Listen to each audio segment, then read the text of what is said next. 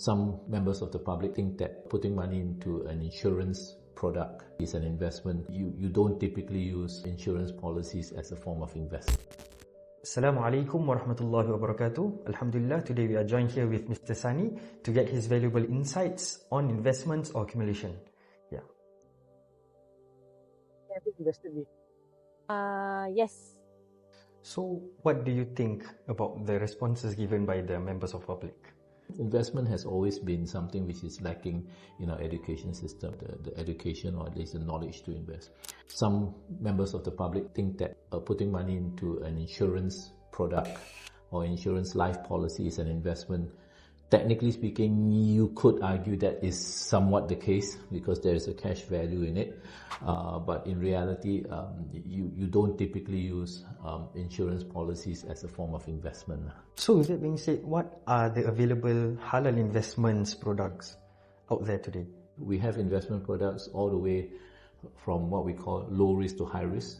On the low risk spectrum, we have basically Islamic deposits, Islamic fixed deposits.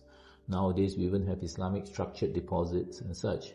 And then moving up the risk scale, you can find nowadays what we call unit trusts that invest in sukuks, which is the so-called equivalent of Islamic equivalent of bonds. So slightly higher risk, but again not as risky as equities. And we do have what we call the so-called unit trusts which invest in Shariah compliant equities.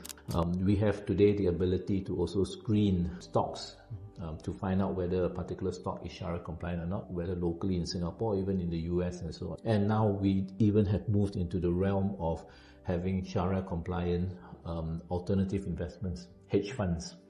So actually, are there any limitations for practitioners to come up with halal products? Products are typically manufactured by what we call product manufacturers or asset managers. So the practitioner themselves will not have the ability to what we call create a product, but the practitioners themselves have the ability to have behind them a suite of products which then they can advise their clients or they can recommend to their clients. So Alhamdulillah, we've come to the end and hope this benefits, and see you again next time. Assalamu alaikum wa rahmatullahi wa barakatuh.